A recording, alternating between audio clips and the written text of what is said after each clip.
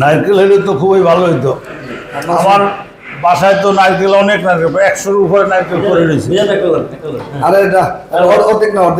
তারপরে আমাদের এলাকার ঐতিহ্য সত্যিই আনন্দদায়ক।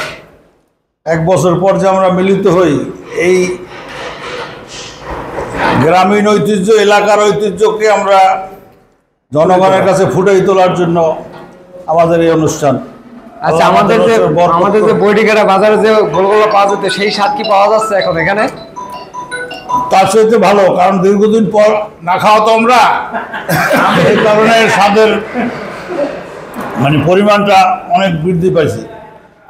রেগুলার যদি খাই তাহলে তো আর স্বাদ থাকে না।